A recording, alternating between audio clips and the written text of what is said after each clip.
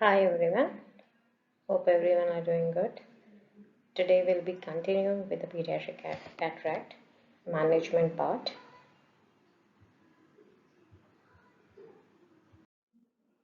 As you know, childhood cataracts are responsible for 5 to 20% of blindness in children worldwide and an even higher percentage in developing countries. So cataracts in children not only blur the retinal image but also disrupt the development of the visual pathways in the central nervous system. Hence, a timely removal of the cataract followed by visual rehabilitation is of utmost importance in children. That means if the congenital cataract is not removed at an appropriate time, it can lead to permanent loss of vision. Oh,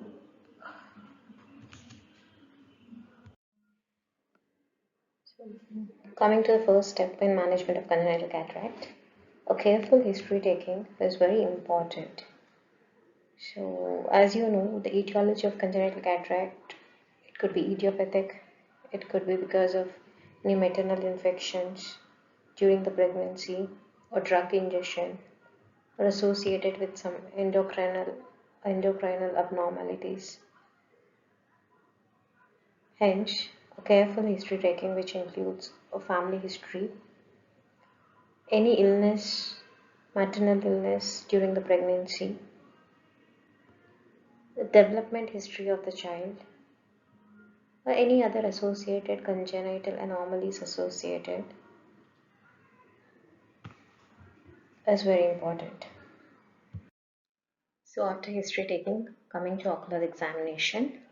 So first important step in ocular examination is assessment of visual acuity. So as you know, in adults, it is comparatively easy to assess the vision as the adults are more cooperative and we have different tests both for literate and illiterate. Whereas in case of children, it's quite challenging to assess the visual acuity, especially in case of preschool going kids or pre-verbal children. So the most important thing which we need to see in children is the fixation behavior, wherein a baby can hold fixation on a target and follow it around in the space as the target moves in a normally illuminated room.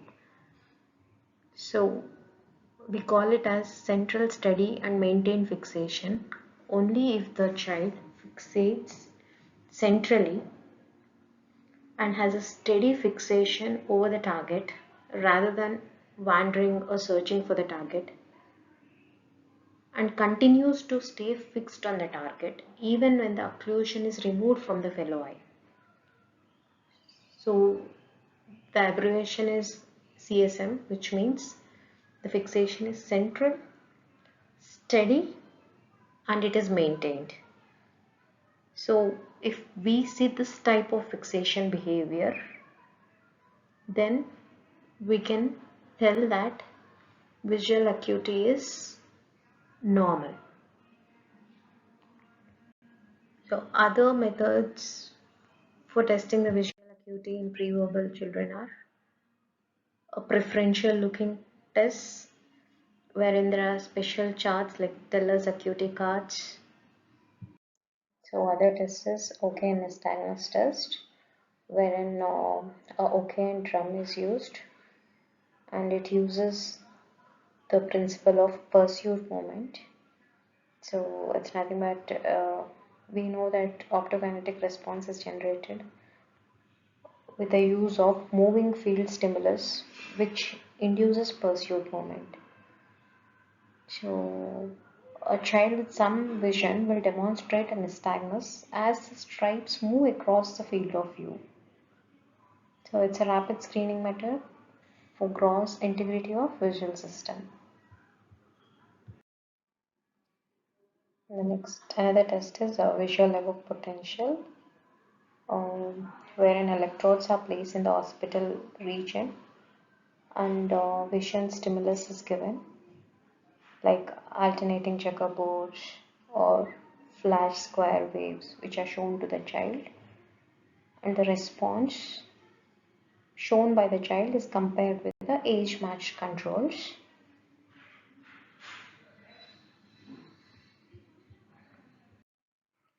So next comes assessment of visual acuity in verbal children.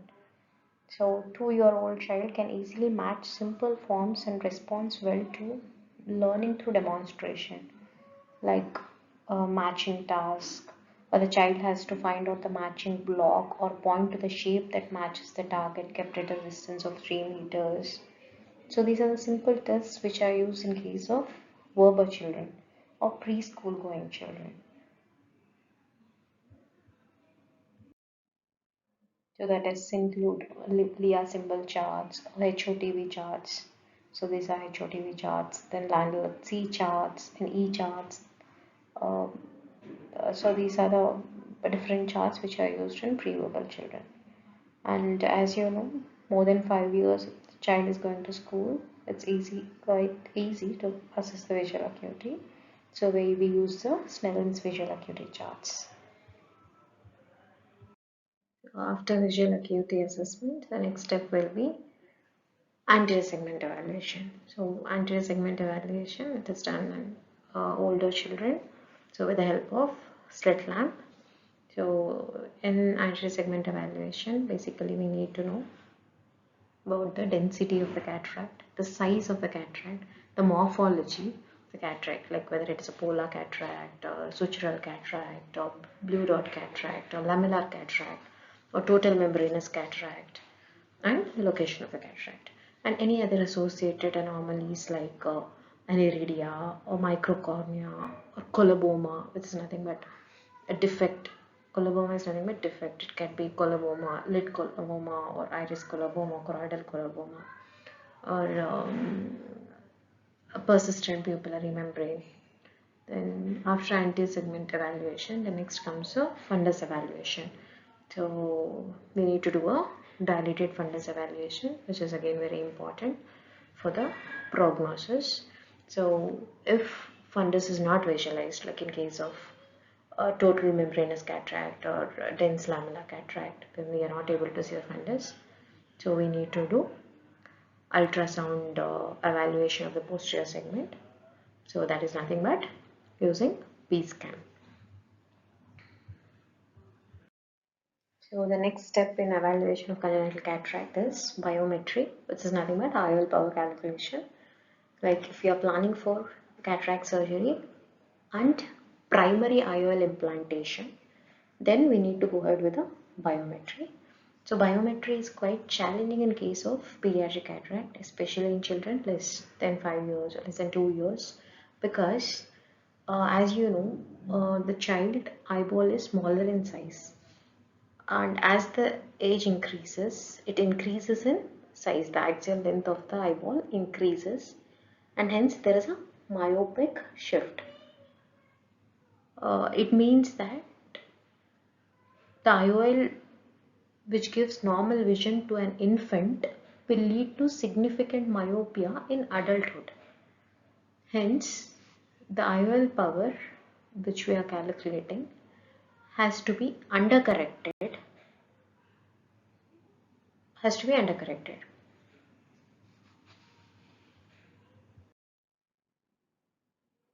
So not only the IOL power, even there is a change in the size of the capsular bag, like from 7 millimeter at birth to 9 millimeter at the age of 2 years.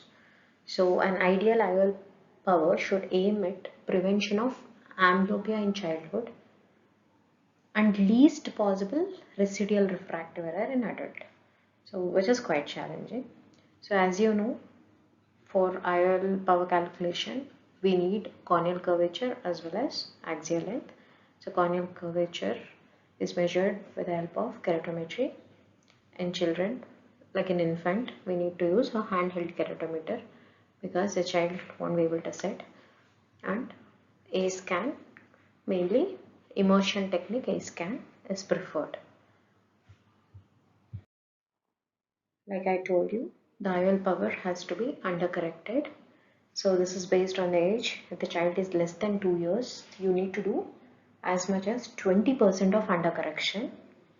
And if the child is more than 2 years, we have to do 10% of undercorrection for the actual value which we have got.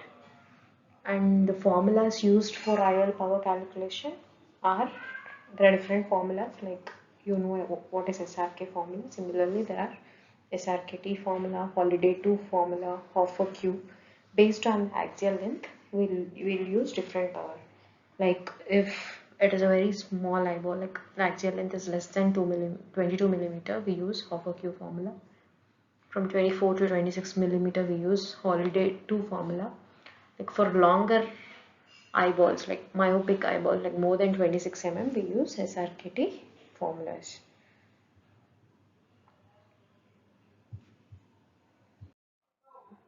So after history and evaluation of the cataract, the next comes the laboratory investigations. The basic evaluation, laboratory investigations in case of pediatric cataract are complete blood counts, torch profile if you're suspecting torch infections, VDRL in case of syphilis, urine for reducing substances in case of galactokinase deficiency and red cell galactokinase level, serum calcium and phosphate in case of hypothyroidism, and if necessary, karyotyping. So here we can see the condition and the laboratory test which we need to order for that. Like in case if you're suspecting galactosemia, we need to order for urine reducing substances. Rubella, you need to order for IgM and IgG antibody titers. In case of syphilis, VDRL test. In case of hypothyroidism, serum calcium, phosphorus, alkaline phosphatase, and T3, T4, TSH. In Wilson's disease, serum ceruloplasmin levels, hyperglycemia and hypoglycemia, blood glucose. Fabry's disease, you need to go urine maltase cross was seen using polarized light. And in case of Lovis syndrome, urine amino acids. So the next is indications of surgery. So this is very important. It's not like all the cataracts, all the congenital cataracts need to be operated. So what are the indications? Mainly visually significant central cataracts has to be operated. Dense nuclear cataracts have to be operated. Cataract associated with strabismus, which can lead to significant vision loss, has to be operated. The cataract obstructing the view of the fundus has to be operated. So these are the basic indications of surgery. We're coming to timing of surgery. So in case of bilateral cataract, what is the timing? And in case of unilateral cataract, what is the timing? So if it's a bilateral dense cataract, then yeah, definitely we need to operate immediately. So a bracket time for this is less than 10 weeks of age. So why we need to operate so immediately? It's mainly to prevent stimulus deprivation amblyopia. Like I told you in the previous slide, the vision pathway is immature in infants. So if the image is not formed clearly during that age, it can lead to permanent loss of vision or amblyopia. So if the cataract is denser, then we need to operate immediately, and the denser eye should be addressed first. And the next scenario is if it's a partial bilateral cataract, then we need to monitor the lens opacities and the visual function. Call for regular follow-up and monitor the lens opacities and visual function. So if the vision deteriorates or if the lens opacity is increasing, then we need to intervene. Otherwise, if it's a bilateral small peripheral opacities like blue dot cataracts and all, if it's not increasing in size, if visual function is normal, then you need not intervene. So the next is unilateral cataract. In this again we can have unilateral dense cataract or unilateral partial cataract. So unilateral dense cataract, again we need to operate immediately as early as possible. and the bracket period for this is approximately within 6 weeks. So it's more amblyopia-genic when compared to bilateral cataract, because in case of unilateral cataract, the other eye is normal, which will lead to a normal image falling on the retina, which is carried to the brain, whereas the eye with the cataract has a blurred image or no image, which can lead to more amblyopia when compared to bilateral cataracts. So followed by aggressive anti-amblyopia therapy, like patching the normal eye and with full correction, residual correction. In case of unilateral partial, again the management will be similar to bilateral partial, like we can observe the cataract, or if it's a small partial cataract which is in the pupillary area, we can use dilating drops, or if required we can occlude the contralateral eye to force the child to see through the uh, cataractous eye to prevent amblyopia. So pediatric cataract surgery slightly differs from adult surgery because of these things. One is they have a smaller eyeball, and they have highly elastic anterior capsule with low scleral rigidity. They have dense vitreous and propensity for more severe inflammation post-surgery, and constantly changing refractive status because the length of the eyeball varies or increases in size as the age increases, and tendency to develop amblyopia. So the surgical technique in pediatric cataract is lensectomy with primary posterior capsulotomy and anterior vitrectomy with or without primary IOL implantation. So in this, each and everything is important. I'll be explaining you in detail in the later slides. So primary IOL implantation meaning implantation of the IOL during the primary surgery itself. So in infants, that is less than 1 year, is controversial. One, the reason is because there is a marked change in axial length and refractive status as the age increases. And another thing is there is a high tissue reactivity, which can lead to post-op inflammation and posterior capsular opacity formation. So the other safe alternatives will be contact lens or spectacles, followed by anti-amblyopia therapy. So coming to lensectomy. So lensectomy is nothing but aspiration of the cataractous lens matter. There are two approaches. One is pars plana approach and another is limbal approach. So limbal approach is the most preferred one. In pars plana lensectomy, here we make a port in the pars plana area. So pars plana area is nothing but a part of ciliary body, which is the external landmark is 4 mm from the limbus. We make a port and we pass a vitreous cutting instrument or a manual aspirating device to that and aspirate the lens matter. So the disadvantage is the capsular bag is not preserved, and hence in the bag IOL implantation is not possible. So whereas limbal approach, which is the most preferred one, where we make an incision in the limbus and aspirate the lens matter using a vitreous cutter or a manual aspirating device. And here the posterior capsular bag is preserved, and hence we can plan for primary or secondary IOL.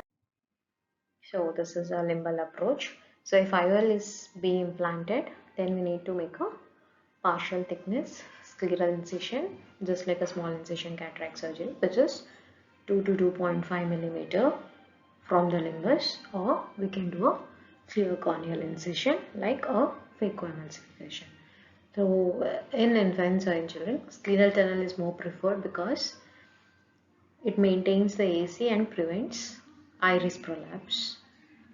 And coming to anterior capsule management, I told you in children infants, pediatric cataract, the anterior capsule is highly elastic.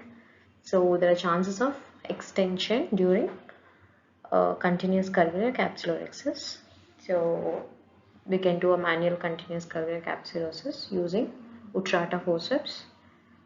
So anterior capsule is tough and elastic, and more pull is needed centripetally, that is towards the center, to avoid extension of continuous curvilinear capsulolysis. So the next step is aspiration of the lens matter.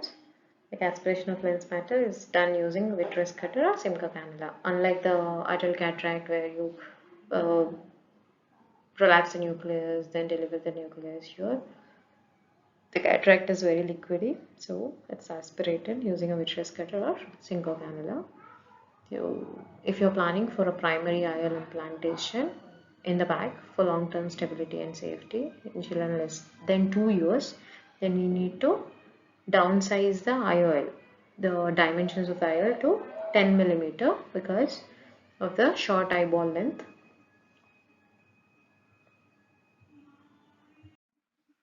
So single piece acrylic IOL is the best choice in case of pediatric cataract because it causes less capsular excess opening and less capsular backstretch. And PMMA IOL can also be used as an alternative. So coming to the management of posterior capsule.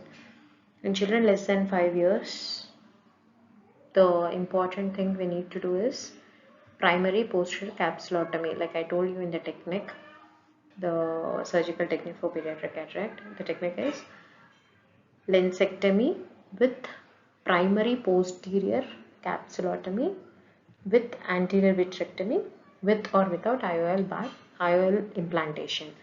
So it means that ideally when we are doing a cataract surgery in adult, we don't do primary posterior capsulotomy, only we do anterior capsulotomy, either capsulotomy or capsulorhexis. Then we prolapse the nucleus and deliver the nucleus and place, wash the cortex and place the IOL in the back.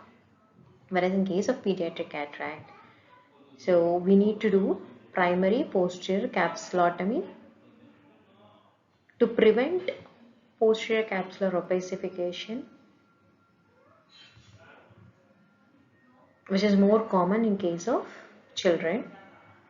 So if you are doing primary posterior capsulotomy, there is likely that anterior vitreous will come into the anterior chamber.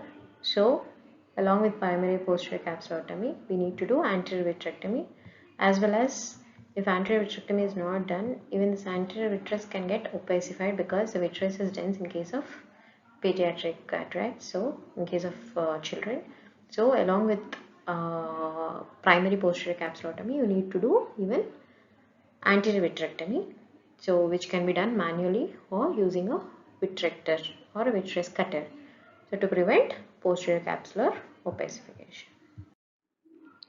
Coming to in children more than 5 years, here the posterior capsule is left intact. We are not doing primary posterior capsulotomy because the children are relatively cooperative, and post surgery if required we can do uh, yak capsulotomy or NDA capsulotomy. So this is important even in adults also. Primary posterior capsular opacification is one of the important post-operative complication where we do NDA laser. And because of the low scleral rigidity, in children wounds are not self-sealing. They can lead to fish mouthing and all.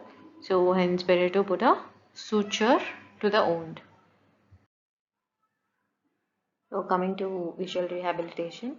So if we are not planning for primary IOL implantation, that is placing the IOL during the time of surgery, in scenarios like a child less than 1 year or so.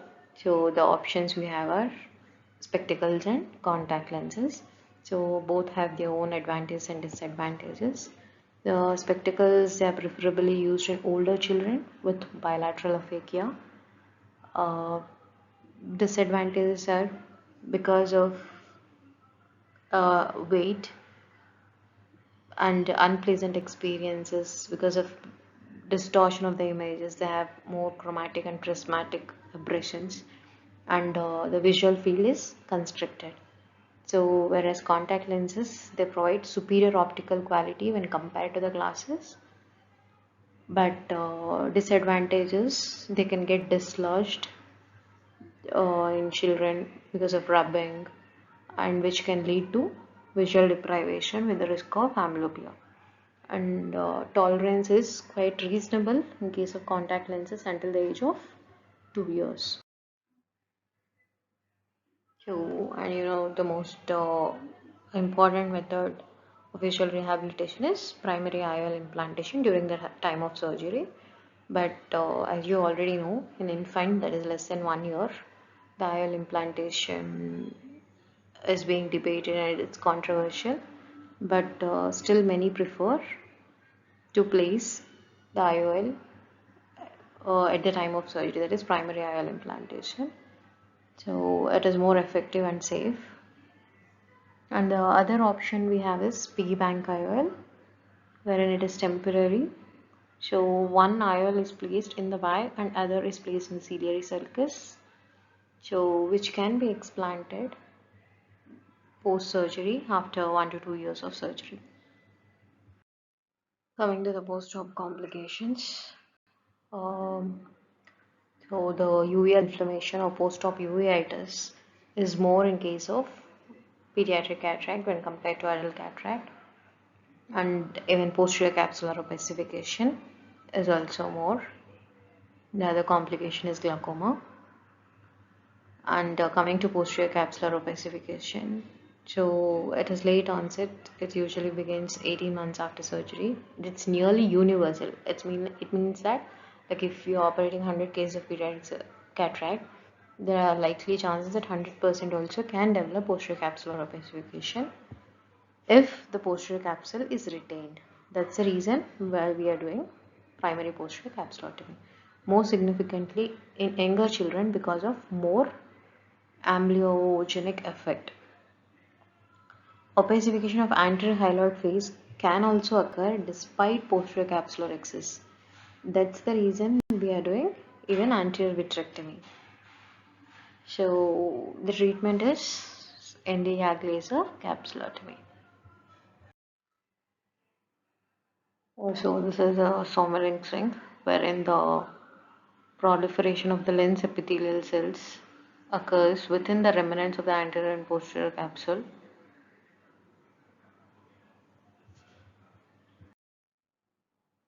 So another complication is a secondary membrane formation, which can also occur as a late onset. It occurs in the pupillary region because of increased fibrinous post-operative reaction in a normal eye. If it's not treated vigorously, like if it's not treated with steroids or if it's not treated vigorously, it can lead to a membrane formation.